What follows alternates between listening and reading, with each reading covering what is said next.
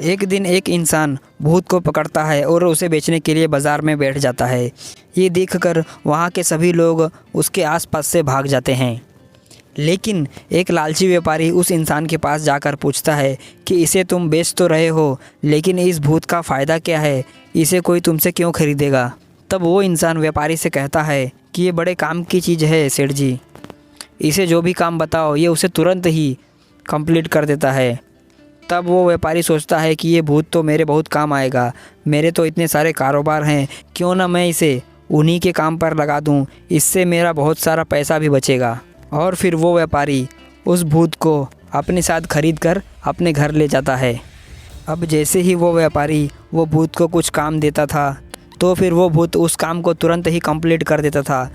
लेकिन जब वो व्यापारी उसे कोई काम नहीं बताता था या फिर जब व्यापारी के पास कोई काम नहीं होता था तो वो भूत उस व्यापारी को ही खाने के लिए दौड़ पड़ता था।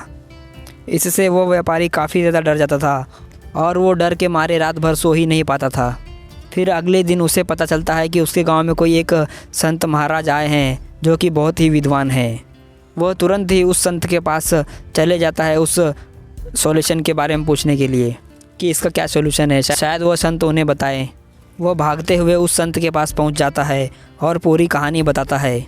तो फिर वो संत उस व्यापारी से कहते हैं कि ये कोई बड़ी प्रॉब्लम नहीं है, एक काम करो, तुम्हारे घर के सामने एक मजबूत सा खंभा गाड़ दो और जब तुम्हारे पास उस भूत को बताने के लिए कोई काम नहीं बचेगा तो तुम उस भूत को बोलो कि वो इस खंभे के ऊपर चढ़े और उतरे, बस इतना ही करना है। तब वह व्यापारी संत से कहता है कि बस संत जी इतनी सी बात। तब संत जी कहते हैं कि हाँ, ये कोई बड़ी प्रॉब्लम नहीं है, तुम इसे एक बार करके तो देखिए। तब वह व्यापारी वैसा ही करता है और फिर उसके सभी काम टाइम पे कंप्लीट होते हैं और उसके पास बेशुमार दौलत भी जमा हो जाती है और फिर वो शांति से जीवन जीने लगता है। इसी तरह दोस्तों हम सभी के पास भी वो भूत है और कहीं ना कहीं हम सभी उससे परेशान भी रहते हैं। अब भूत का मतलब है हमारा मन, जो कभी शांत रहना ही नहीं चाहता है, बंदर की तरह हमेशा इधर उधर दौड़ता रहता है।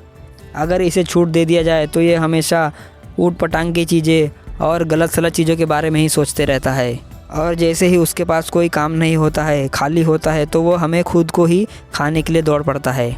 अगर हम इसे कोई काम नहीं दे तो ये हमें भटकाने की कोशिश भी करता है। तो दोस्तों आगे से जब भी आप खाली बैठे हो तो उस खंबे की तरह अपने मन को गहरी सांसों के ऊपर लगाओ, जैसे सांस अंदर आ रही है बाहर जा रही है, बस इतना ही ध्यान रखना है। यही ध्यान है जिससे कि आप हमेशा शांत रहोगे और खुश रहोगे और फिर आपके सभी काम टाइम पे और अच्छे से कंप्लीट भी होंगे, जिससे कि सही समय पर आपको पैसा भी मिलता रहेगा।